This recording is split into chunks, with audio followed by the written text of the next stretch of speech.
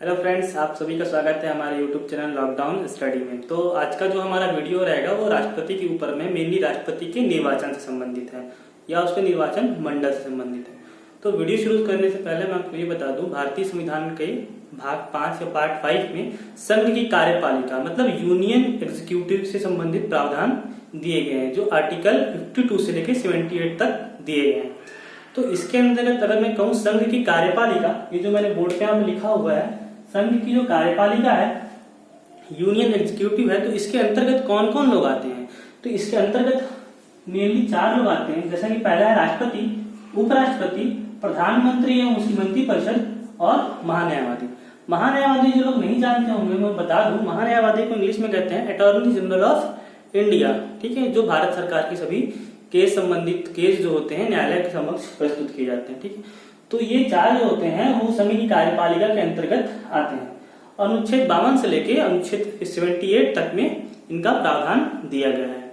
ठीक है, तो राष्ट्रपति का आज हमको निर्वाचन मंडल देखना है। इस वीडियो के माध्यम से हम समझेंगे कि राष्ट्रपति का चुनाव कैसे होता है, वो कौन कौन लोग होते हैं जो राष्ट्रपति के चुनाव में भाग लेते हैं। ठीक है, तो पहली बात मैं आपको ये बता दूं कि राष्ट्रपति का जो चुनाव होता है वो अप्रत्यक्ष रूप से होता है। पहला ही पॉइंट क्या है, ये एग्जाम में क्वेश्चन बन सकता है यहाँ से, राष्ट्रपति का चुनाव किस प्रकार से हो रहा है? अप्रत्यक्ष रूप से हो रहा है। अप्रत्यक्ष या इनडायरेक्ट रूप। इनडायरेक्ट हम कहें तो इनडायरेक्ट का मतलब ये होता है आप और मैं, मतलब जो भारत के नागरिक हैं या भारत की जो जनता है वो प्रत्यक्ष रूप से राष्ट्रपति का चुनाव नहीं कर सकती है। मतलब आप और मैं राष्ट्रपति के चुनाव में वोट नहीं डालते हैं। ठीक है, और इसके आगे हम देखें तो उसमें वोट कौन डालेंगे?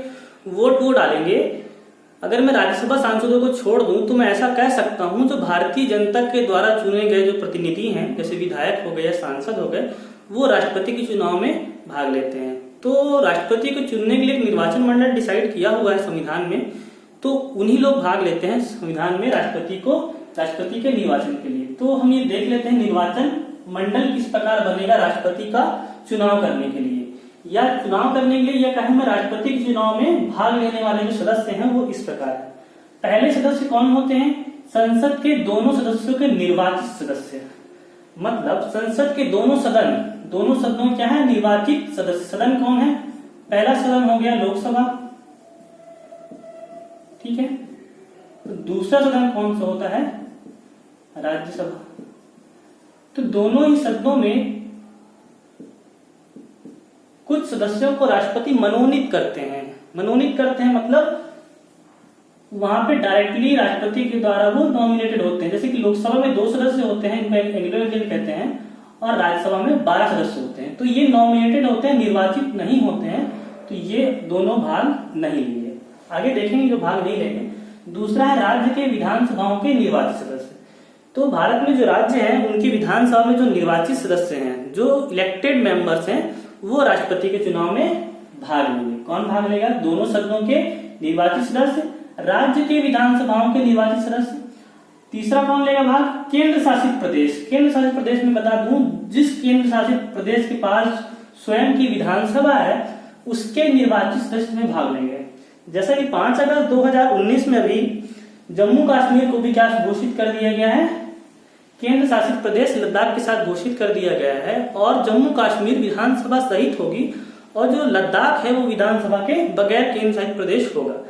तो अब क्या होगा? जम्मू कश्मीर की जो विधानसभा है उसके भी जो निर्वाचित सदस्य होंगे वो राष्ट्रपति के चुनाव में या निर्वाचन में वोट डाल सकेंगे। पहले क्या था? एक राज्य था, वो विधानसभा थी, वहां पे विधान परिषद भी थी, और विधानसभा के डायरेक्टली उसमें वोट डालते थे। अभी भी क्या होगा? वो वोट डाल पाएंगे।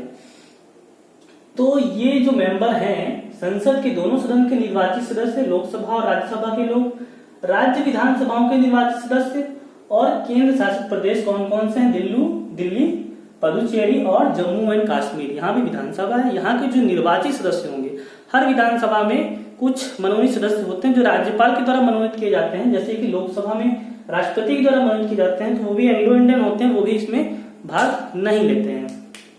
ठीक है, तो आगे हम देख लेंगे कौन इसमें भाग नहीं लेंगे। जो मैं ऊपर बता रहा हूं वही लोग इसमें क्या होंगे? अब भाग नहीं लेंगे। तो भाग न लेने वाले सदस्य कौन कौन से हैं? संसद के दोनों सदनों के मनोनीत सदस्य, जिनको राष्ट्रपति चुनता है या नॉमिनेटेड होते हैं। जैसे लोकसभा में 2 एंग्लो इंडियन हो गए, और राज्यसभा में कितने हो गए?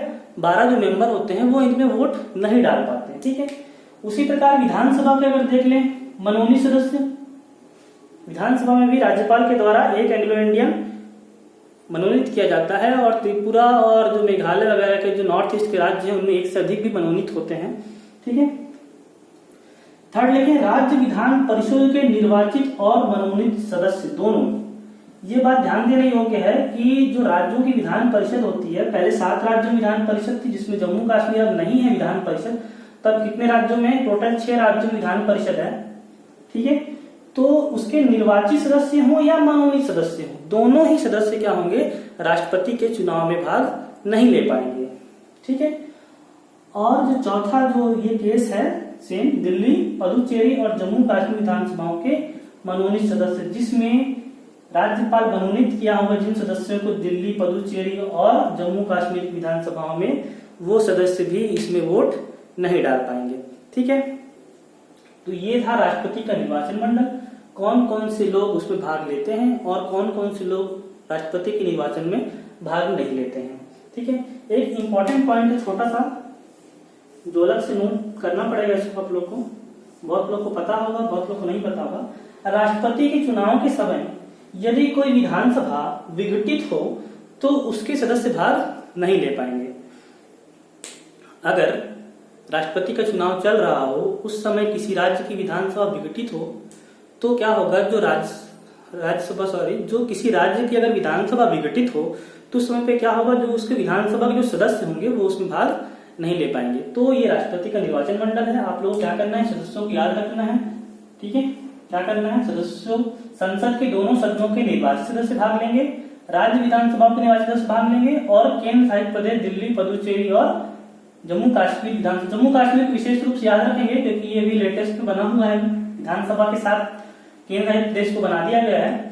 और चुनाव में भाग ना लेने वाले कौन कौन, संसद के दोनों सदनों के मनोनीत सदस्य हो गए, राज्य विधानसभाओं के मनोनीत सदस्य हो गए, राज्य विधान परिषद के निर्वाचित मनोनीत दोनों, इसमें कोई भी भाग नहीं लेंगे जो विधान परिषद सदस्य होंगे, और दिल्ली, पुदुचेरी, जम्मू कश्मीर विधानसभा के मनोनीत सदस्य ये भाग नहीं लेंगे। तो आज की वीडियो में हम लोग क्या देख रहे हैं, राष्ट्रपति के चुनाव में भाग लेने वाले सदस्य। अगली वीडियो हम देखेंगे कि राष्ट्रपति का निर्वाचन में कैसे वोटिंग होती है, एकल संक्रमणी मत प्रणाली को समझेंगे और उसके बाद क्या होगा, ये धीरे से जो हमारी सीरीज चलेगी अभी संघ की कार्यपालिका की, इसको हम लोग आगे बढ़ाते हुए चलेंगे। ठीक है, अगर आप लोग को वीडियो अच्छा लगा हो, जानकारी अच्छी लगी हो तो प्लीज इसको लाइक, शेयर और सब्सक्राइब करें। Thank you.